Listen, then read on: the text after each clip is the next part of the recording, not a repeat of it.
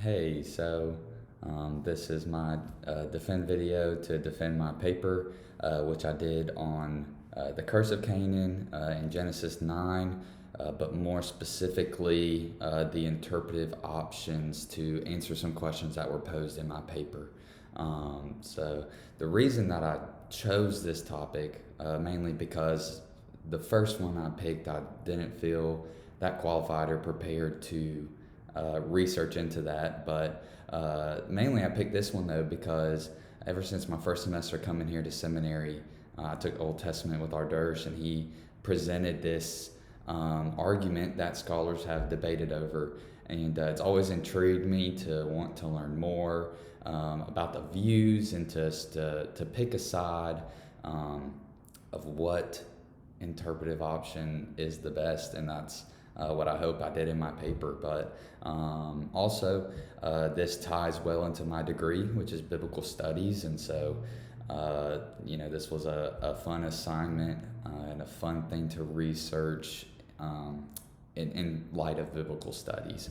And also, a big thing that I love seeing is cross references from different parts of Scripture to make sense of another part of Scripture, which I've done in my paper to make more sense of the curse of Canaan, the interpretive options there.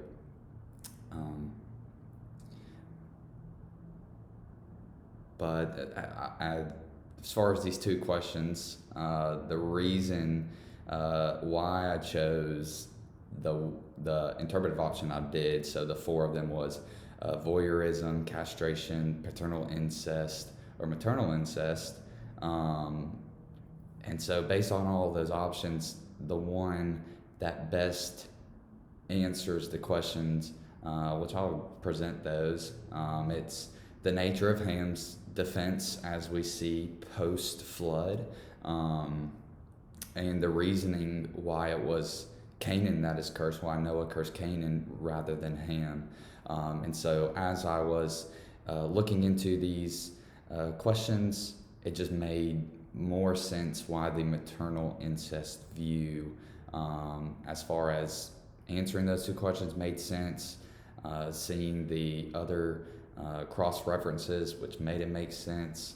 And it also answers the question that wasn't really asked of where did Canaan come from? And I've answered that he came from the origin, he is the origin of,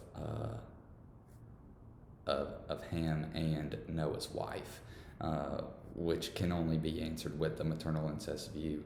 And so, as far as concepts I needed to study, it was these four views, and really like digging into scripture evidence of why people choose, voyeurism. Why do people think that, Ham just viewing Noah's nakedness?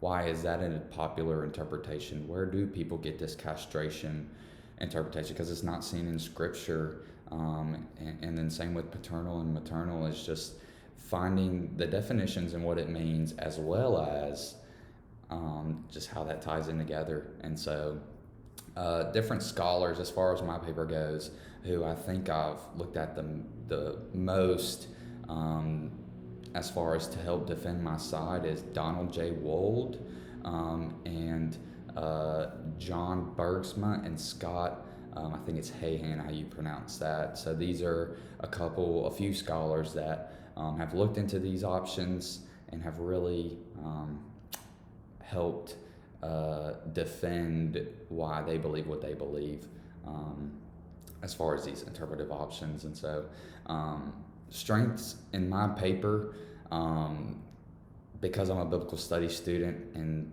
this very much is a interpretive issue from the Bible, is a lot of my evidence and just support and research did come from the Bible itself, which as believers, we believe it's inerrant. That is, the foundation of our beliefs. That's where we learn from. It's our guide. And so what better place to start than looking at the scripture? And so I think there's a good biblical foundation of my paper, and why I support the maternal incest side, but then also good scholarly sources. I was able to find some good scholarly sources to help find what each interpretive option means, as well as looking at some that even help me feel a bit more supportive, I guess, in why I do agree more so with the maternal incest view. Weaknesses of my paper is just because, like, this is it is broad, but not broad like other people's papers, like female pastors. That is a much debated topic among many different people. Can a person lose their salvation? That's another topic that people talk about all the time. But once you start getting into more specific biblical passages, it gets a little harder to find scholars who write about it, and especially with the Curse of Canaan is and my side of the paper in defending the interpretive options is there's a lot of scholars out there that talk about the Curse of Canaan, but not as far as answering the two questions of the nature of Ham's defense and the reasoning behind Canaan's punishment.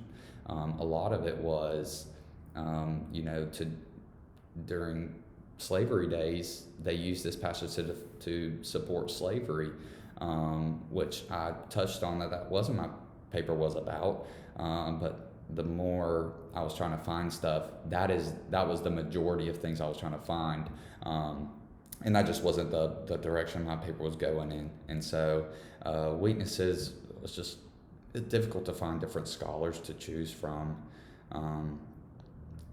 Any information that I learned as I researched is that I thought this was a newer interpretive debate from Scripture. I didn't know that it's been going long as it has been. I think it was first proposed, and I can't remember if I touched on this in my paper, but in the 80s, late 80s, early 90s is whenever this idea was presented, and then from there scholars, different biblical scholars have looked into this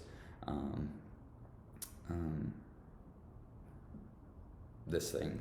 And so anything that I would do differently myself as far as working on the paper, I would have started a lot sooner. I was a little behind just because I thought I was going to do one topic, and I ended up turning around and choosing a different topic.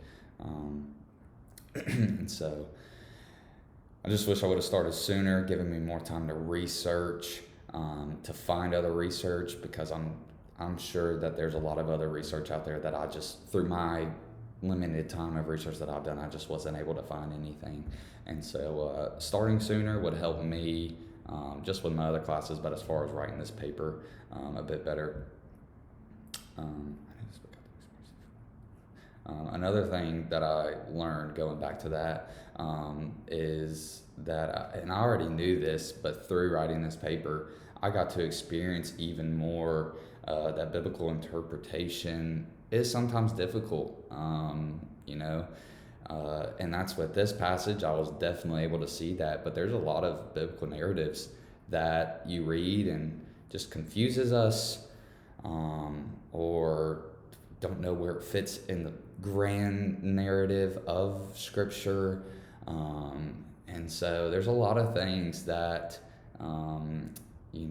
just can't be specifically answered. It just is led to interpretation, and so I knew that, but especially with this topic, I learned that it doesn't come short of it. Even just, I touched on this in my paper, just Genesis alone, in that first part, you run into some challenging things to answer and to interpret on your own, and how that fits in the whole story. So again, thank you.